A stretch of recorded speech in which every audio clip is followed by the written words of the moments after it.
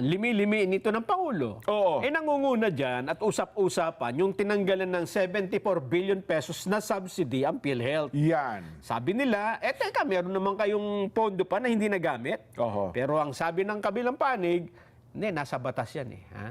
Na dapat laging may subsidy. Ayun. Oho. Ang DSWD. Pero walang tinukoy kung magkano eh. Wala naman. Kung ako doon, binigyan ko sige 1,000 sa'yo. Pwede. At least may importante naman may subsidy. Na ano mo yung batas. Natugunan mo yung sa Oo. batas. Kasi zero. Oho. Yung pero, DS. pero yun marami ang magkakaibang pananaw doon sa punto ng PhilHealth. Yun nga. Na marami. Magkakaiba. Oh, yes. Okay. Sa DSWD naman, Yan. ang ibinigay na pondo, 217.34 billion. Oh. Mababa sa 313.26 billion na panukala ng Kamara at sa 226.67 billion sa ilalim ng National Expenditure Plan. Ayan. Ibig sabihin, meron ng talagang pondong proposal. Hinihingi ng DSWD, yes. Kasi Kaya lang, lang, pinipresent nila eh. nung nag-BICAM, Oo. nagtataka sila bakit biglang bumaba. Nabawasan pa. Oo, yun namang Department of Health, Oh. bumaba ng 273.72. Ang request nila ay magkano dapat? Mas mababa. Hindi ko kasi maintindihan yung pagkakalagay dito. Oo. basta mas mababa. Doon sa hiling nila, ang inaprubahan, mas mababa. Okay. Oho. Binigyan lang sila ng 247. Ang hindi kasi ang talagang proposal na ng ay 273. 273 na Minus 247. Okay. Yun. Oho. Yung DepEd. Yan, ako yan, oh. Oo. 737 billion. 737. Naging 748. Hindi, dating 748, naging 737. Ayun nga binawas na, 12 billion. So, Yung 10 billion tungkol sa computerization, etc. Oh. Okay. yung AFP pa lang, laki ng ibinawas. 5 billion ang ibinawas, ha? Sa AFP modernization plan. Alam mo, merong ibang mga sumasama ang loob dyan, ha? Oo. Alam mo kung bakit? Bakit? Sabi nyo, nakita nyo na niya, binigyan tayo ng 350 subsistence allowance per day, ha? Sa mga sundalo. Pero ang ating national budget, binawasan naman ng malaking... Ibig sabihin, parang ang umiikot na salita ngayon sa AFP Nason, para anya tayong pinrito sa sarili nating mantika. Ewan ko, ha? Bakit pinrito? Kasi mantakin mo, binigyan ka ng 350. Oo. Tapos tinanggalan ka ng ilang bilyon. Diba? Okay. Hindi, parang ang dating nun, yung ibinigay mo sa amin, kinuha mo.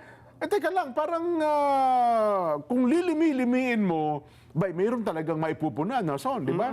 Tuwang-tuwa na tayo doon sa sinabi ng iba na, salamat, thank you, 300, magiging 350 na yung kanilang subsistence allowance, di ba? Nadagdagan sila ng 150 ata. Di tuwan-tuwa yung mga sundalo. Pero nung nakita naman yung kanilang hinihinging budget, magkano binawas? Natira ang binawas 5 billion eh. Ayun, kita mo. 5 bilyon ang ibinawas sa kanila. Sa modernization plan. Ay, doon nga, di ba? Kaya ang sabi ng iba, yung mga retiradong general, dapat ba tayo matuwa o dapat tayo mag-isip na mabuti ano ginawa sa atin? Well, yun lang po naman nagsisirgulong mga kaisipan ng ilang sundalo. Di ba? Yun nga. At tapos, pag titignan nila, maiinggit ka dun sa ibang mga tinaasan dyan ha? Yan na. Number 1, DPWH. 1.113 trillion. Mas mataas sila. Kasi laging comparison yan, DepEd. Ang totoo, dapat DepEd ang pinakamataas Pero hindi ko alam kung anong paliwanag nila. Bakit naging DPWH umabot na 1 trillion mahigit.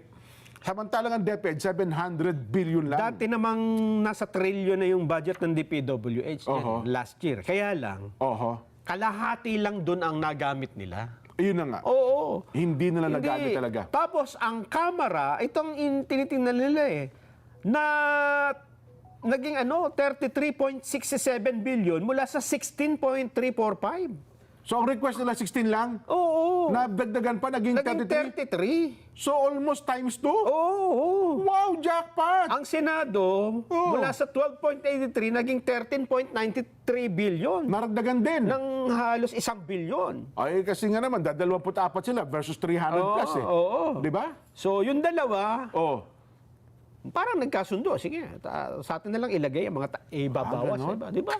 Kasi parang nagtanggal ka sa iba, pero nilagay mo sa sarili mo. Aywan ko lang. Alam mo, sa usapan ngayon, sa likod ng entablado, yung mga miyembro ng BICAM, Nelson, ha? Mukhang ngayon natin nagkakasisihan, ha? Bakit? Nagkakaturuan. Bakit kasi? Kaya parang, nga. Akala ko ba sabi niyo okay na yan? Akala ko ba pipirman agad ang Pangulo? Okay na to sa Pangulo. Bakit kasi biglang kayo, ayaw? kasi ganyan, eh. Ang problema, ang punching bag nila ngayon, hindi nila maituro yung mataas, eh. Ang punching bag ngayon, yung leader ng Kamara. Kasi siya ang lagi na pagbubuntunan ng galit, eh. Sino pa ba? Ayun na nga, di ba? Yaman din lamang ikaw ang lagi na akuin mo na lahat. Ikaw na. Ewan ko lang, ha, kung aalma ngayon. Kasi yun ang nagsisirkulo din na Nelson. Ganun ba? Doon sa 24 na miyembro. Kasi 12-12 yan, eh. 12 representante Sa ng BICAM. Senate, tsaka 12 representante ata ng Kamara. Kamara. Ay ngayon, ganun na. Naku po. Ano na nangyari ngayon? 23 na, hindi pa napipirmahan yan. Ano kayang gagawin dyan ng presidente? Di ba? Yan, nako. At yan ho sinasabi natin na Iimbestigahan natin ng Quadcom yan. Ipatatawag yung mga miyembro ng BICAM. Delikado ka. Pwede kaya gawin yun, ano? Kasi bigla nagkagulo sa BICAM, eh. At kung ako si Kong Paduano, ipatawag yan. Your Honor, I move. Pero galit na galit dyan. Galit na galit dyan yung mga retiradong general. Ay, mamaya, babasahin natin. Nako, Mamaya, nagpapanting ang tenga, eh. Kumbaga, nagpupuyos ang damdamin ng mga retiradong Kung general. makikita lang nila siguro si Paduano, kung maghaharap lang sila sa... Bawal, naglalakad. Nagkaharap, nagkasalubong. Mga general, ano? Naku po. Ano nga mangyayari, no? Baka sabihin, punitin ng ating sidula! So ano ba, Senado at saka Kamara, dagdag pala sila? Yung tatlo. Yung tatlo pala na yun, ang naka-jackpot dyan sa mga binawas na yan. Oo. Kasi nananatiling intact yung ating budget, eh, di ba? Parang 5 point... Yes, yung total. Yung total. Hindi naman pwede nilang bawasan yan, eh. Hindi na, Pwede lang yan, medyo i-align mo ng konti. Bawas kayo dito, dagdag mo sa kabadya. Bawas sa kabila, dagdag dito. Pero sa kabuuan, yun na yun. Yun na po yun. Kaya lang mukhang nagkamali nga sila doon sa ilang binawasan dyan. Biruin mo, TOST, binawasan. Department of Agriculture, Yan, laki din ang binawasan ng agriculture, ha? Tapos DepEd, yung tatlong lang na yun, eh. Ha? Huwag na nating isama muna yung PhilHealth. Kasi nga, magkakaiba yung pananaw dyan at mukhang... Yung PhilHealth medyo contestable talaga yun. 50-50. Debatable. 50-50. Kaya lang yung tatlo, mukhang dun talagang may problema. Ha? Tsaka yung, di ba, sabi nila, DSWD pa pala. ayan, tsaka yung yung sa budget, hindi naman naaprubahan yung AKAP, eh. Pero sa BICAM, pumasok. Bigla nagkaroon. Kasi ang unang kahilingan, 36 billion, well, hindi na-approve yung 36. Ang na-approve po, 26, pero meron pa rin. 26 billion pa rin ang ibinigay sa kanila. Di ba? Ganun ba? Ano ang nangyari? Akala ko ba naninindigan ng Senado noon na talagang walang akap? Yun nga. Yakapan, meron siguro. Katulad nitong sina Precious. Sinong At Precious si Maki. Mga pamangkin ko to, eh. Nanonood ba sila Baka ito ngayon? nagyayakapan. Dahil wedding anniversary nila ngayon. Andyan sila sa San Fernando, Pampanga. Yun! Yan ang akap. Happy wedding anniversary. Pero ang akap na yan, walang budget. Ha? Cost cutting ba yan? Cost cutting. nga, Yun nga. Yan ang sinasabi natin, Jen. Patatapos ang taon, pero yan ang, kung sa Pilipinas, sa gobyerno, ito ang malaking paghahanda nila, yung budget. Yun. Di ba? Ngayon, mas malaki po ang problema natin kung magkakaroon tayo ng reenacted budget. Di ba? Meron na lamang tayong 8 araw. Actually, sa Kamara at sa Senado, minadali yung pagdinig ng budget, Nelson, di ba? Kasi talaga ang target nila, by December 20, mapirmahan ng Pangulo. Again, doon sa baba, wala tayong masisisi, Nelson, ha? Mukhang maayos sa baba. Mukhang doon talaga sa BICAM. Nagkaroon ng hindi kawasay... ano ba ang nangyari talaga? Hindi ko maisip, eh. Ayun nga. Di ba? Hindi, kung tayong dalawa, Jen, na wala sa BICAM, hindi natin maintindihan paano nangyari, si Senador Aimee nga nandun, eh. Ayun yun Di ba? ba? Totoo. Sasabi, ba ano naman nangyari? Para kami nangangapa sa dilim, di ba? parang hindi nila alam talaga kung paano nangyari yun. Totoo. Sa lahat ng mahirap nangangapa ka sa dilim Oo. Baka ang makapa mo, kung hindi masangsang ang amoy. Di ba? Ako dapat, alam mo, sa pagkakataong ito, Oo. mukhang tahimik na tahimik si Senador Chis Cordero, ang sa ating Senate President. Oo nga, no? Senator Wala siyang Chis, kakibo-kibo ngayon, Bakit ano? ayaw mo sana... Dati, pinagtatanggol pa niya yung tinanggalan nila yung DepEd. Di ba? Yun, oo. Pero nung nagsalita yung DepEd, hindi ho totoo. Hindi namin nagamit yung computerization program fund na yan. Oo. 91%, 10% talaga yung natitira. Yun na nga. Baka mula nun, nanahimik na sila. Nung nasoplan sa ni Yusek Oo. Jennifer, ano ba yun? Oo. Sibilia. Yes. Yusek Sibilia. Oo. Yun, hindi pala Jennifer Sibilia. Artista ata yun, yun. oo. Yung basta si Yusek Sibilia. Hindi po, ito na ho yan Yan. Out of 30 billion ata sa 2 taon, parang natitira, 2 billion na lang ata natitira nilang budget. At sabi nila, yung utilization rate nila, 90 plus. Ang DepEd pala, ang may pinakamalaking utilization rate, Nelson, di ba? Oh, yes. Kasi hindi mo pwede talaga tipiran ng DepEd. Hindi. Diba? At saka talaga, gumagastos yan. Kasi una, sa mga teacher. Yan. At continuous Pampasweldo pa lang operational kasi, di ba? Oo. Hindi po pwedeng tipirin yung teacher At saka mga eskwelahan. Hindi katulad ng DICT. Ayan, ha? ako. Isa sa pinakamababang utilization rate. Mantakin Nasa mo yan. 30% lamang. Oo. Oo. Patapos na ang taon.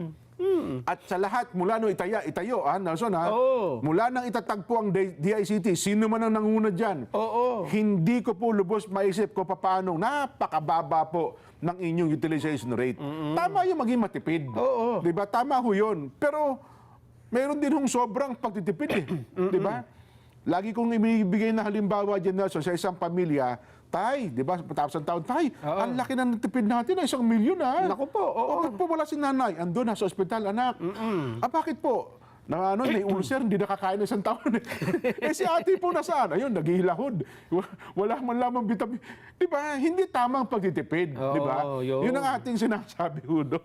Tama yung magtipid. At saka ang budget kasi, Jen, Oo. kaya ka binigyan ng budget, kasi nagprograma ka ng mga gagawin mo. Di ba? Oo. Hindi naman bibigyan ka ng budget at pepersahin ka na o gawin mo yan. Ikaw ang nag-propose yan Ayun naman. Ito pong gagawin namin. 1, 2, 3, 4, 5. Ito pong mga budget na kailangan. 1, 2, 3, 4, 5. Oo. Ito lang ang ginawa mo. Ibig sabihin, hindi mo nagawa yung trabaho mo, di ba? Noong hinaharang yan, galit na galit ka. Di ba? Nung hinaharang ng mga mababatas at yun ay pinadadaan sa matinding pagbusisi, galit na galit ka. Nung inaprubahan naman, ayaw mo namang gastusin. Yeah. Di ba? Sino nga pa, di ba yung DICT secretary, yung bago, sabi niya, agash. Agash pa rin yung kanyang reaction. Tama. Di ba? Ganun pa yung sabi niya. Oo, last year yan. Oo. Nung dinedepensahan nila yung budget for 2024. Kasi yung pinaltan niya, 25% lang yung utilization rate. Kaya nung siya umupo, sabi niya, agash. Agash? Oh, anong nangyari? Pag-akuan niya, nandyan. Yan. Pag-akuan niya, nandyan. 3 months pa lang. Oo. Ubus yung 50% ng pondo namin. Hanggang ngayon po. 30 lang. Percent. 3 taon na ata siya sa kanyang posisyon ngayon. Ganun din pala ang problema.